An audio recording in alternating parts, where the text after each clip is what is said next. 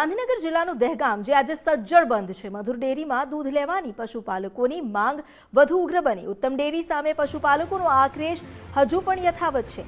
વધારાના ભાવ આપવા છતાં પણ પશુપાલકો ઉત્તમ ડેરીમાં દૂધ આપવા તૈયાર નથી. વેપારી મહામંડળે પણ બંધને સંપૂર્ણ સમર્થન આપ્યું. વહેલી સવારથી વેપારીઓએ ધંધા રોજગાર બંધ રાખી રહ્યા છે. પશુપાલકોના આંદોલનને કારણે દહેગામમાં સન્નાટો છવાઈ ગયો છે. વધુ જાણકારી લઈએ સંવાદદાતા નિકુંજ જાની પાસેથી. નિકુંજ, દહેગામમાં હવે વેપારી મંડળ એસોસિએશને પણ જે પશુપાલકો છે તેમને સમર્થન આપ્યું છે અને બંધમાં જોડાયા છે. ઉત્તમ ડેરી સામે હજુ પણ પશુપાલકોનો આક્રોશ યથાવત છે. આખરે શા માટે? ભાવ તો વધારવામાં આવ્યા તેમ છતાં પશુપાલકો નારાજ જ છે.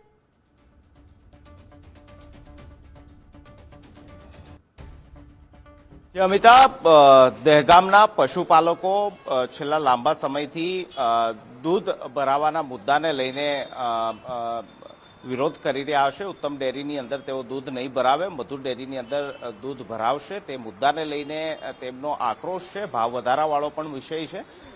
આજે પશુપાલકો દ્વારા દહેગામ બંધનું એલાન આપવામાં આવ્યું હતું. હાલ અમે દહેગામમાં છીએ અને દહેગામના અલગ અલગ બજારોની અંદર સંપૂર્ણ બંધ જે છે તે પાળવામાં આવ્યું છે. એટલે કે પશુપાલકોની દહેગામ બંધની જે અપીલ છે તે તમામ વેપારીઓએ સ્વીકારી છે, માની છે અને તેના કારણે નહેરુ ચોકડી, સરદાર શોપિંગ સેન્ટર, એપીએમસી, શાક માર્કેટ સહિતના અલગ અલગ વિસ્તારો છે તેની તમામ દુકાનો સંપૂર્ણપણે બંધ રાખવામાં આવી છે. એટલે કે દહેગામ બંધના એલાનને સફળતા મળી છે. પશુપાલકોએ જે બંધનું એલાન આપ્યું હતું તેને ધ્યાનમાં રાખીને તમામ દુકાનદારો, વેપારી એસોસિએશનો પણ આ બંધને સફળ બનાવ્યું છે. આપણી સાથે જે સંકલન સમિતિ છે, જે સંકલન કરી રહ્યા છે પશુપાલકોના જે મુદ્દાઓ છે તેને લઈને, તેના સભ્યો છે, તેમની સાથે જ વાત કરીશું. અચ્છા,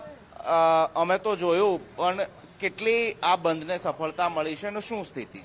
બહુ ખૂબ સફળતા મળી છે એમને. જે દહેગામ તાલુકાનો ખૂબ આભાર વ્યક્ત કરીએ છીએ અમે.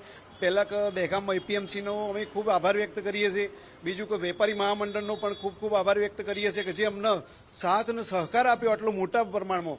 જ્યારે સ્વયંભૂ તમામ દહેગામની અંદર જે દુકાનો હતી, જે તમામ વસ્તુઓ જે લેવડ દેવડની તમામ વસ્તુઓ બંધ કરી દેવામાં આવી, એ બદલ અમે એમનો દહેગામ જનતાનો ખૂબ આભાર વ્યક્ત કરીએ છીએ. અચ્છા, ઉત્તમ ડેરીએ ભાવ પણ થોડો વધાર્યો. શું હવે ત્યાં જવાની વિચારણા ખરી કે પછી મધુર ડેરીની અંદર જ આપ દૂધ જે છે તે ભરાવવા માંગો છો? શું સ્થિતિ? જુઓ, દહેગામ તાલુકો જુદો પડ્યો. બધી જ સંસ્થાઓ ગાંધીનગરમાં જતી રહી. ફક્ત ને ફક્ત દૂધ જ કેમ મોહન ભરવાડ પકડી રહ્યા છે? ઉત્તમ ડેરીમાં શા માટે? એ ગમે એટલું આપી દે, લોકોને લૂંટી ખાધા. પશુપાલકોને અત્યાર સુધીમાં છે ને લોકોનો પશુઓ વેચતા કરી દીધા. આ ઉત્તમ ડેરી હતું એટલે દહેગામ તાલુકો પશુઓની બાબતમાં તો બહુ પાછળ પહેલો નંબર હતો અને પાછળ કરી દીધો છે.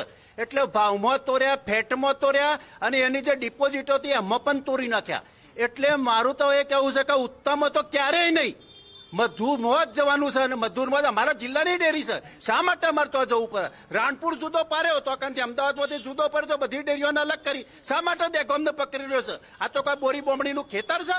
એટલે બધા જ રાજકીય લોકો બધા એક મળી અને સીધા તોકણ જઈ અને ઉત્તમમાં તમે દૂધ આપો, ઉત્તમ આવું હોય કારણ પશુપાલકોને લૂંટી લેવાના છે. રોજનું કરોડોનું નુકસાન કરાવ્યું છે આ લોકોએ. ઉત્તમ ડેરીએ કરોડોનું નુકસાન કર્યું છે. એટલે હવે ક્યારેય ઉત્તમમાં નહીં, ઉત્તમ ભાવ વધારો એના કરતો ડબલ આપો તો પણ નહીં. હવે જે છે એ મધુર ડેરી સાથે જ મારો જિલ્લો છે તો અમારા જિલ્લાની ડેરીમાં અમે જઈએ અને પશુપાલકો ગમે તો દૂધ આપી શકે. શા માટે? કોઈ વેપારી ગમે તો વેપાર કરી શકે તો પશુપાલક ઉપર શા માટે નિયંત્રણ?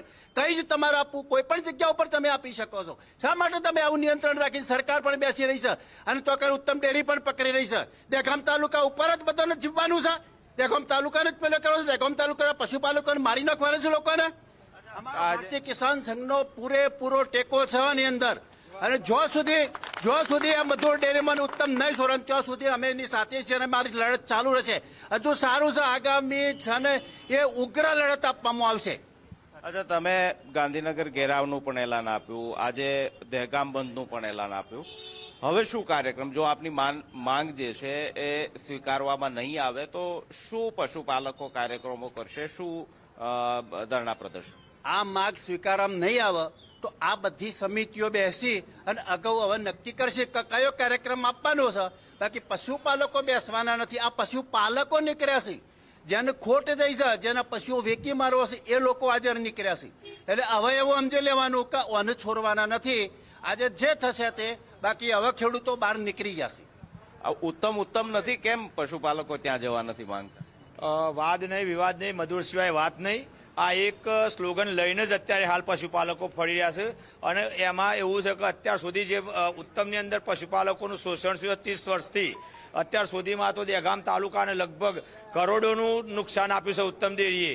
અને મધુર સંઘમાં જવા પાછળનું કારણ એક, મધુર સંઘમાં અમને પોષણક્ષમ ભાવ મળી રહેશે.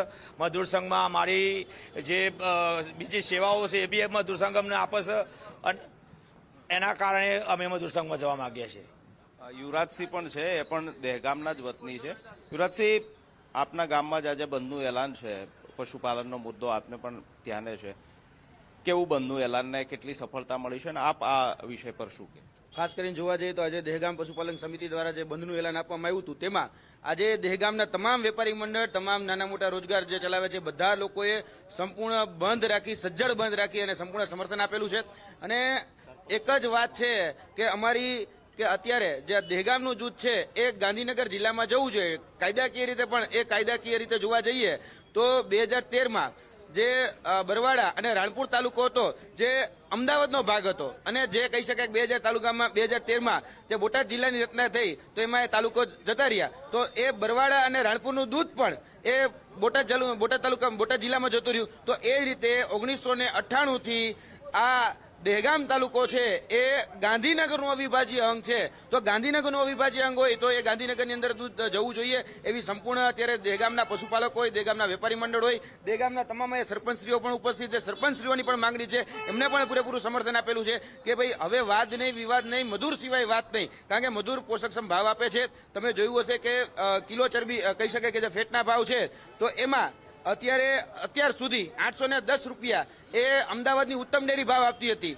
હમણાં એને 850 કર્યા છે. અમે 2 દિવસ પહેલા જયારે આંદોલન થયું ત્યારે.